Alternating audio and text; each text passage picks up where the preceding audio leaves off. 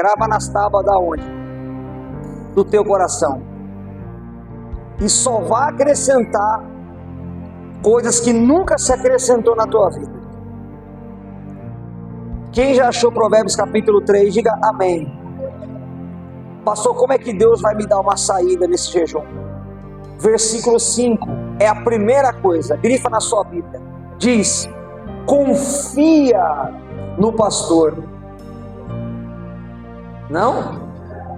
Não é não? Confia em você. Não também?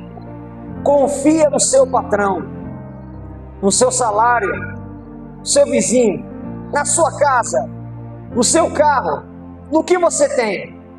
Em quem você tem que confiar? Confia no Senhor, mas não é de qualquer jeito. De que jeito é? De todo o coração. E não te estribes aonde? No teu próprio entendimento. Pastor, o que é confiar no Senhor de todo o coração? É você não se apoiar no que você acha e pensa. É você não ficar apoiado ao que você acha. O que eu acho não vale nada diante daquilo que Deus faz. Porque tem muita gente que às vezes não é abençoado no jejum, na consagração, porque ele fica apoiado no entendimento errado. Por exemplo, é o que eu acabei de falar. Não adianta nada você pegar, daqui a pouco vocês vão passar pelo altar aqui. Você não tem ideia como o diabo fica doido, maluco, quando você entra numa consagração e começa a orar e pisar na cabeça dele e mandar fogo no mundo espiritual. Ele fica maluco. E o diabo, pessoal, olha para mim, mexer com ele sem ter seriedade do que você está fazendo é algo muito perigoso. Porque ele vai se levantar contra a pessoa que não está levando a sério. Se estribar no teu entendimento é você escrever isso aí, depois passar, 13º, 14º dia do jejum, aí você pula uma etapa do que você escreveu e você fica assim: ah, Deus é misericórdia, Deus entende, Deus sabe. Lembra essa frase da onde saiu? Quem falou isso? Satanás para Eva. Deus sabe, se você comer daquele fruto, você vai ser tão sábia quanto ele. Deus sabe. Olha para mim, pessoal, essa frase não é muito boa quando você está numa consagração pesada com Deus. Ah, Deus sabe que eu não pude, Deus sabe. Não. Você tem que ser muito, olha para mim, rigoroso, pontual, chato, honesto com Deus e com você mesmo em cima disso. Porque não adianta nada, você pega, fala para Deus uma coisa, mas aí no meio do caminho você muda. É por isso que tem muita gente aqui que não é abençoada. Não é. Está na igreja, vive nos cultos, faz oração, faz campanha, depois fica aí, meu Deus, por que o Senhor não me abençoa? Deus já está te respondendo, porque você fica apoiado no seu próprio entendimento. E Deus ilumina a sua mente. Porque você tem que fazer isso com a sua mente bem consciente, bem aberta do que você está fazendo. Senão não vai fluir. Não fica apoiado aqui. Você tem que se apoiar aqui. É diferente. O apoio não está no que você pensa, no que você acha. Deus sabe. Não, Deus não sabe nada. Deus já sabe que você errou. Você quebrou o propósito. Não quebra. É que nem a oferta que nós vamos colocar no altar domingo que vem. Todo mundo vai fazer a mesma oferta. Aí a pessoa chega no dia, não, eu faço o que dá. Não é o que dá, é um voto. Não é o que você pensa, não é o que você acha. É um voto. Se você não levar isso a sério, nem faça, nem começa daqui a pouco. Não começa. Porque se você fizer e depois querer fazer as coisas do jeito que você pensa que vai ser, não vai fluir. Eu vou falar a verdade, você vai passar fome, você vai passar raiva e a porta não vai abrir. Porque a senha da porta é a confiança naquilo que você está fazendo diante da palavra. Você tem que entender isso. Confiar em Deus é você fazer as coisas literalmente não confiando aqui, mas é confiando aqui. Quem entendeu o que eu falei? Diga amém. Isso é muito sério. Tem muita gente que não é abençoada por isso. Está apoiado no seu próprio entendimento. Não se apoie no que você pensa. Está cheio de gente assim. Eu não acho que é do jeito que o pastor está falando, não. Então eu até te convido, não faça o jejum, porque se você não fizer o jeito que a gente está falando, não vai fluir. Não vai fluir. Eu faço um desafio com você, não vai fluir. Eu sei o que eu estou te falando. Você precisa fazer exatamente do jeito que a palavra está te ordenando e do jeito que você escreveu aí que vai fazer. Se mudar uma vírgula, já era. Entendeu? É muito sério isso. Segunda coisa que você precisa entender. 2. Reconhece-o em todos os teus caminhos. E o que ele vai fazer? E ele endireitará as suas veredas. Olha para a segunda coisa. Primeiro, confiar. E não se apoiar no seu pensamento, no seu entendimento. Segundo, reconhece ele em todos os seus caminhos. Tem muita gente, irmão, infelizmente, que essa parte de reconhecer a Deus, a pessoa não reconhece. Pastor, como é que eu reconheço a Deus? Romanos capítulo 10. Romanos 10. Como é que é? Como é reconhecer a Deus? O que é reconhecer a Deus? Romanos 10.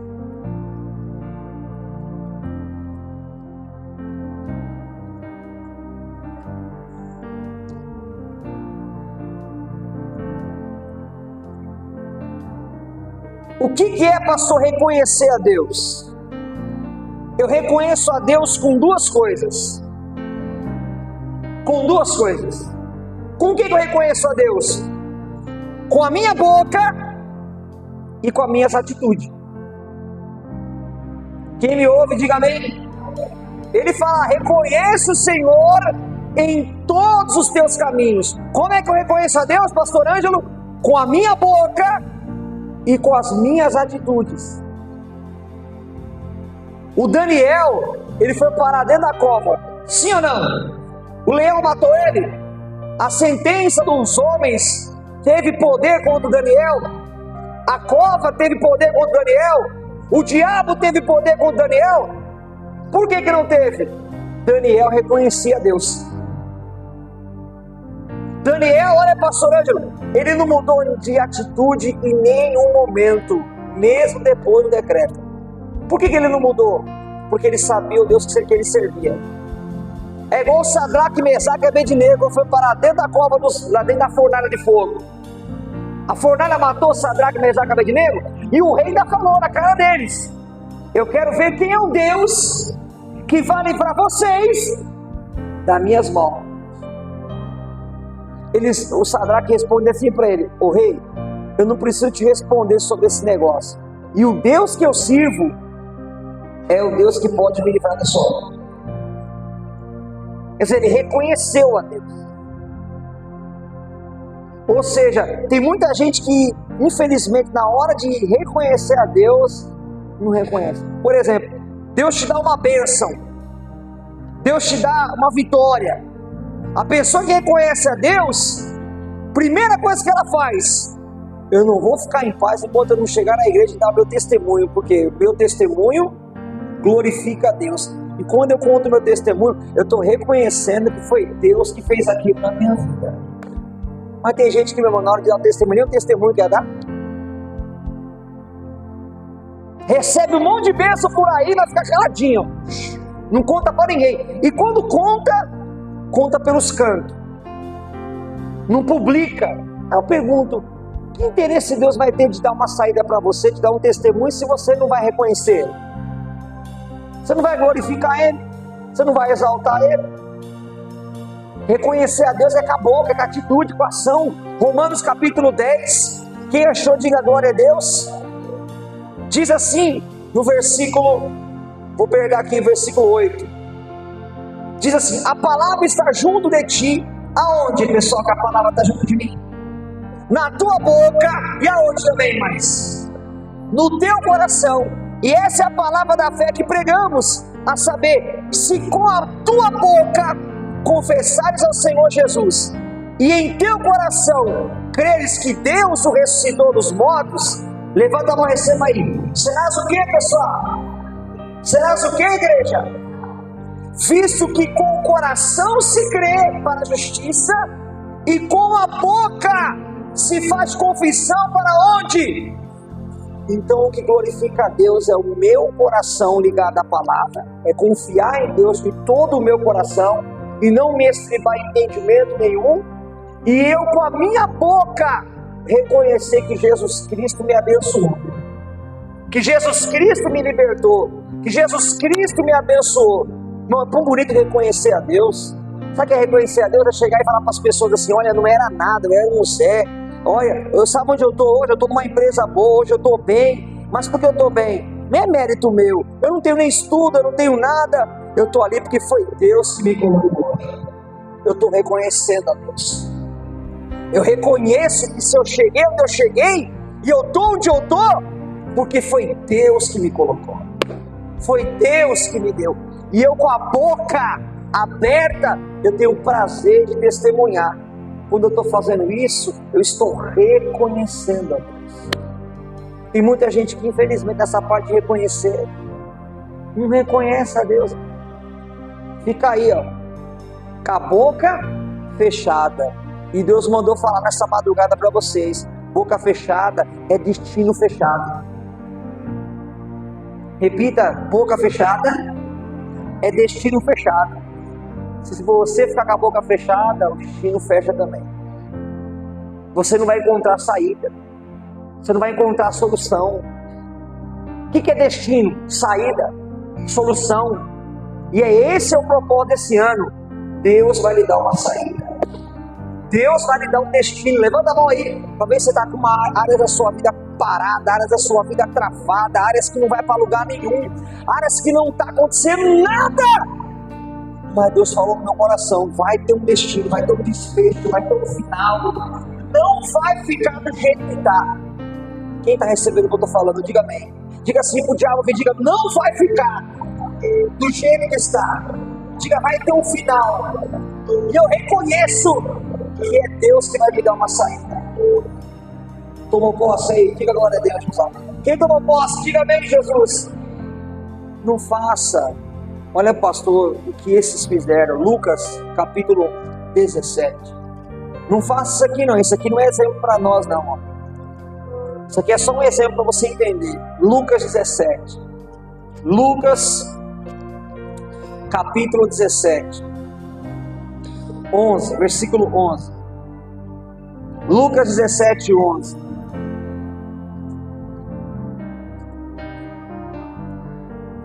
E tem gente que é assim, parece que quanto mais Deus ajuda a pessoa, mais parece que ela fecha o coração e também fecha a boca.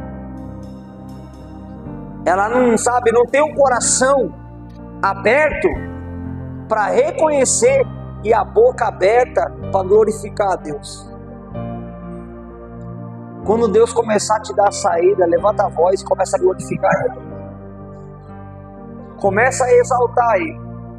Não faça igual esses daqui não, ó. Lucas capítulo 17, versículo 11. E aconteceu que indo ele a Jerusalém, passou pelo meio de Samaria e da Galileia. E entrando numa certa aldeia, saíram ao encontro 10 homens leprosos, os quais pararam de longe e levantaram a voz dizendo: Jesus, mestre. O que eles falaram para Jesus? E ele, vendo-os, disse-lhes: ide e mostraram aos sacerdotes. E aconteceu que indo eles, ficaram limpos. E um deles, vendo que estava são, o que ele fez? Voltou, glorificando a Deus em alta voz, e caiu aos seus pés, com o rosto em terra, dando-lhe o que, igreja? Graças. E este era o que, pessoal? O que mata é isso. Olha só, 10 homens leprosos, já condenados, numa aldeia, sem rumo, sem perspectiva de nada, travado numa aldeia. Por que eles estavam numa aldeia? Porque eles não podiam sair. Se eles saíssem, olha aí, pastor, eles eram mortos se eles chegassem à cidade. Só que a Bíblia diz que o Senhor Jesus lhe deu uma saída. Jesus tirou eles daquela situação, falou assim: ó, sai daqui e vai até a cidade e se apresenta lá para o rei, vá lá até ele. Você vê, quando eles saíram da aldeia, saíram da cidade, a Bíblia diz que eles ficaram curados no meio do caminho. Se apresentaram à cidade, todo mundo viu eles curados. Só que a Bíblia diz que só um olhou e reconheceu: puxa, eu estou curado, eu vou voltar e eu vou o quê? A gente agradece com a mão, amém? A gente agradece com o pé, amém? A gente agradece com dinheiro, amém? Como é que a gente agradece alguma coisa? Com a boca. Voltou e o quê? E agradeceu. A Bíblia diz que ele agradeceu, e a Bíblia não diz só que ele agradeceu, a Bíblia diz que ele deu graças. Ou seja, ele glorificou a Jesus. Só que a Bíblia fala que ele era o quê, igreja? Era um samaritano. Ou seja, ele era um estrangeiro. Ele não fazia parte do povo de Deus, não. Era um estrangeiro que reconheceu, que glorificou a Deus. Então olha para mim, igreja. Deus ama tirar pessoas de situações, mas Ele ama mais ainda quando você volta para agradecer, quando você volta para glorificar, quando você volta para dar testemunho. Olha, eu estava nessa cova, eu estava nessa situação, mas Deus me deu uma saída, Deus me tirou, Deus me libertou, Deus fez a obra na minha vida. O teu testemunho reconhece a Deus. O teu testemunho, olha pastor, engrandece o nome do Senhor. O teu testemunho levanta a fé de pessoas caídas. O teu testemunho, sabe o que diz para o teu pastor? Obrigado, pastor, tua oração funcionou para mim. O teu testemunho, pessoal, olha para mim, ganha almas, resgata vidas, reconhece o Senhor em todos os seus caminhos. Não seja os 9, cadê os 9? Porque Jesus fez menção deles. Fez, pastor? Versículo 17. Respondendo, Jesus disse: não foram 10 os limpos? Qual foi a pergunta de Jesus? E onde estão quem? Cadê os 9? Ou seja, ele fez questão daqueles 9 que não voltou para glorificar, que não voltou para agradecer, que não voltou para exaltar.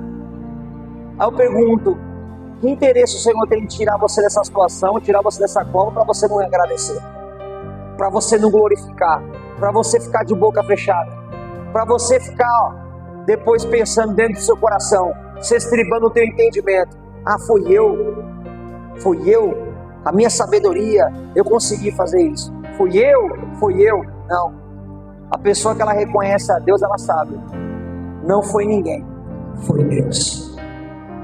Foi Deus que me abençoou, foi Deus que me tirou, foi Deus que fez a obra na minha vida. E Ele vai te dar uma saída, Ele vai fazer uma obra. Ele tirou os 10, apesar de só um ter voltado. E Deus, Ele vai fazer uma obra aqui tão grandiosa, como Ele fez também na vida dessa mulher aqui.